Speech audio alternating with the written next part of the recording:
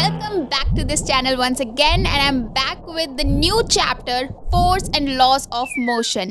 तो अगर इससे पहले आपने मोशन वाली चैप्टर की ये दोनों वीडियोस नहीं देखी है तो जल्दी से पहले उनको देख लीजिए क्योंकि ये दोनों चैप्टर्स काफ़ी इंटर रिलेटेड हैं। वहाँ पर हमने देखा था कि स्ट्रेट लाइन मोशन कैसे होता है और यहाँ पर हम समझने वाले हैं कि इस मोशन का कॉज क्या है, आखिर मोशन होता किस वजह से है। तो हमारे पहले के साइंटिस्ट ने भी फोर्स के बारे में बहुत सारी बातें कही है। अगर बात करें एरिस्टोटल जी की तो इन्होंने कहा था कि मोशन का कॉज है फोर्स।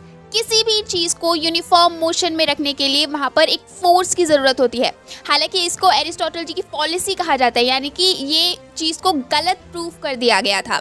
और उसके बाद है हमारे गैलीलियो गैलीली जी, जिन्होंने अपना ये एक इंक्लाइंड प्लेन वाला एक्सपेरिमेंट किया था। अब पहले इसको समझते हैं थोड़ा सा।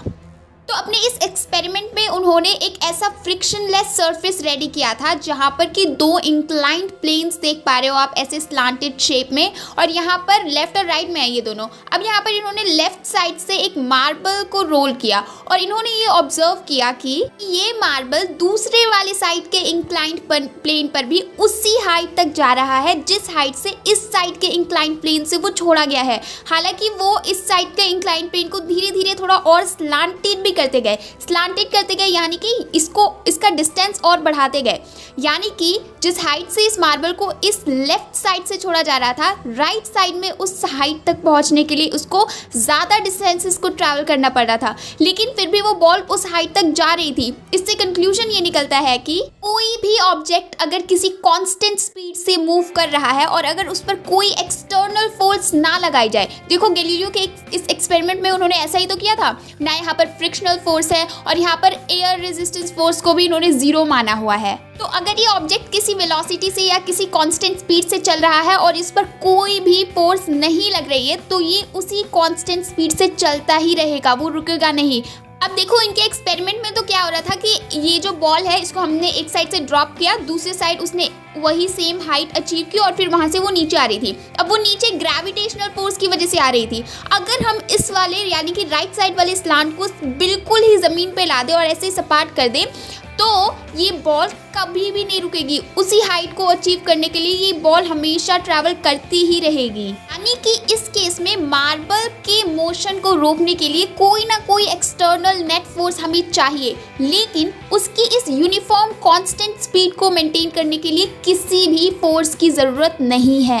इस पर पुशिंग फोर्स लगाते हैं तो वो इस बॉल को एक्सेलरेट करवाएगा, यानी कि उसकी वेलोसिटी बढ़ जाएगी, या फिर अगर हम उस पर पुलिंग फोर्स लगाते हैं तो वो इसके मोशन को रोक देगा। यानी कि इसके यूनिफॉर्म मोशन को मेंटेन करने के लिए फोर्स की ज़रूरत नहीं है, लेकिन इसे रोकने के लिए या फिर इसे एक्सेलरेट करवाने के लिए फोर्स की ज़रूरत है।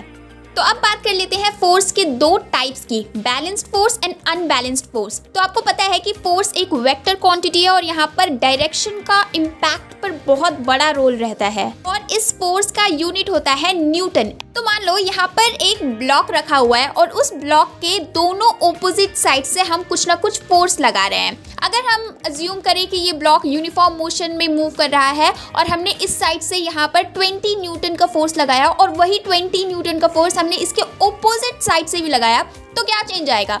हम क्या करेंगे, हम इसका नेट फोर्स निकालेंगे। नेट फोर्स निकालने के लिए दोनों ऑपोजिट साइड से जो फोर्सेस आ रहे हैं उनको सब्ट्रैक्ट कर देंगे और यहाँ पर ये सब्ट्रैक्शन करके हमारा आंसर जीरो आएगा।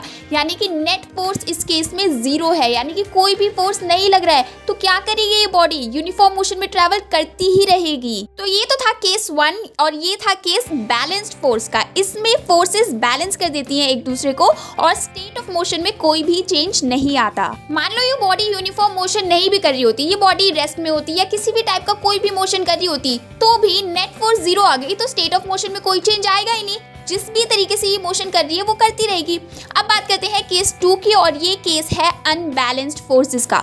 इसमें हम इसी ब्लॉक पर, मान लो ये ब्लॉक किसी भी स्टेट ऑफ मोशन में है, अगर ये रेस्ट पर है और हमने इसके एक साइड से 20 न्यूटन का फोर्स लगाया, इसकी दूसरी साइड से हमने 30 न्यूटन का फोर्स लगाया या फिर कोई भी मैग्नीट्यूड, तो हम क्या करेंगे, अगेन नेट फोर्स निकालेंगे, सब्ट्रैक्शन करके आंसर आएगा हमारा 10 न्यूटन का फोर्स। और वो किस डायरेक्शन में लग रहा है ये भी इंपॉर्टेंट है, तो वो लग रहा है इस डायरेक्शन में। तो इस डायरेक्शन से वो बॉडी अगर यूनिफॉर्म मोशन में है तो ये 10 न्यूटन का फोर्स या तो उसको एक्सेलरेट कराएगा या फिर अगर वो रेस्ट में है तो ये 10 न्यूटन का फोर्स उसको मोशन में लाएगा। So I hope you are clear with the topic unbalanced and balanced forces. अब हम बात करते हैं फ्रिक्शनल फोर्सेस की। तो अभी आपने गैलीलियो गैलीली वाला वो एक्सपेरिमेंट देखा था जहां पर कि गैलीलियो जी ने एक फ्रिक्शनलेस किसी भी फोर्सलेस एक एनवायरनमेंट क्रिएट किया था और वहां पर उन्होंने मार्बल्स को रोल डाउन किया था। मान लो वो ऐसा ना करते, मान लो वो किसी जमीन पर ही मार्बल को रोल कर देते तो क्या होता? मार्बल थोड़ी दूर तक ट्रैवल करता और फिर रुक जाता। इनफैक्ट आप भी एक साइकिलिंग करते होगे और जब आपको साइकिल रोकना होता है तो आप पेडल करना रोक देते हो। उसके बाद क्या होता है? वो तो सर्कल है, उसको तब भी घूमना चाहिए लेकिन वो नहीं घूमता, वो थोड़ी देर स्लो डाउन होते होते फिर रुक जाता है। अब देखो आप जहाँ पर साइकिलिंग कर रहे हो अगर वो बहुत स्मूथ सरफेस भी है तो भी अगर हम बहुत ज्यादा सटल लेवल पर जाकर देखें ना तो वो जमीन थोड़ी सी खुरदुरी सी होगी और यही सरफेस आपके साइकिल के मोशन को आगे बढ़ने से रेजिस्ट करता है और इसको हम बोलते हैं फ्रिक्शनल फोर्स। ये फ्रिक्शनल फोर्स लग रही होती है मोशन के ऑपोजिट साइड में। इसी फ्रिक्शनल फोर्स को बिल्कुल नेग्लाइजेबल करके, बहुत कम करके, इसकी रेजिस्टिविटी को स्मूथ सरफेसेस का यूज करके जो ये गैलीलियो गैलीली जी ने अपना एक्सपेरिमेंट किया था और इसके साथ जो कंक्लूजन निकाला था, इसके अलावा भी जो मोशन से रिलेटेड बहुत सारे आइडियाज थे उस टाइम के, उन सब को इसाक न्यूटन जी ने स्टडी किया और ये सब करके उन्होंने हमें 3 फंडामेंटल लॉज दिए मोशन के जिन्हें हमें इस चैप्टर में पढ़ना है।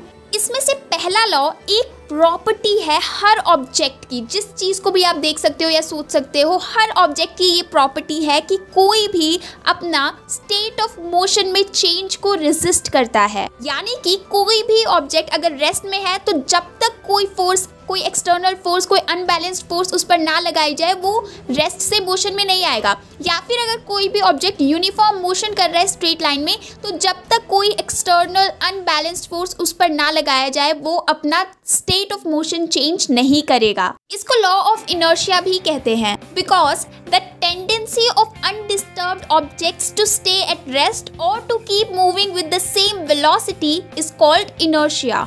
इनर्शिया को आपने बहुत बार एक्सपीरियंस भी किया होगा। जैसे आप कभी अगर बस में ट्रैवल करते हैं तो बस वाला जैसे ही एक सडन स्टार्ट देता है बस को, जैसे ही वो शुरू करता है सडनली, तो आपके जो पैर हैं वो तो बस के साथ चल रहे हैं लेकिन आपकी ऊपर की बॉडी जो है वो बस के साथ नहीं जाती, वो आगे जाकर के गिरती है। इसीलिए तो सीट बेल्ट्स भी होते हैं कार में। अगर कार को हम सडनली स्टार्ट कर रहे हैं तो हमारे लेग्स तो जुड़े हुए हैं कार के साथ मोशन कर रहे हैं, लेकिन हमारी जो बॉडी का इनर्शिया है वो रेस्ट में है, वो रेस्ट में रहना चाहती है और जब उसको एक सडन फोर्स मिलता है आगे की तरफ तो वो आगे की तरफ गिरने के आसार होते हैं उसके।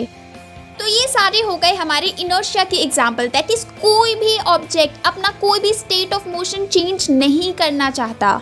हमने देखा है कि अगर 2 बॉक्सेस पड़े हुए हैं, एक बॉक्स में बहुत सारा पत्थर भरा पड़ा है, एक बॉक्स बिल्कुल खाली है, यानी कि एक बॉक्स बहुत ज़्यादा भारी है, दूसरा वाला बॉक्स बहुत ज़्यादा हल्का है, तो दोनों के दोनों रेस्ट में है, दोनों का स्टेट ऑफ मोशन सेम है। लेकिन अगर हमें इन दोनों को हिलाना है तो ज़्यादा फोर्स हमें किस में लगाना पड़ेगा? हमें ज़्यादा फोर्स लगाना पड़ेगा इस भारी वाले बॉक्स में और कम फोर्स लगाना पड़ेगा इस हल्के वाले बॉक्स में। यानी कि ये भारी वाला बॉक्स इतनी आसानी से अपने स्टेट ऑफ मोशन में चेंज नहीं लाएगा, यानी कि इसका इनर्शिया इस वाले बॉक्स के कंपैरिजन में ज़्यादा होगा। तो हमें यहाँ से ये पता चलता है कि जिस ऑब्जेक्ट का मास ज़्यादा होता है उस ऑब्जेक्ट का इनर्शिया भी ज़्यादा होता है, जिस ऑब्जेक्ट का मास कम उसका इनर्शिया भी कम होता है। यानी कि the mass of an object is a measure of its inertia.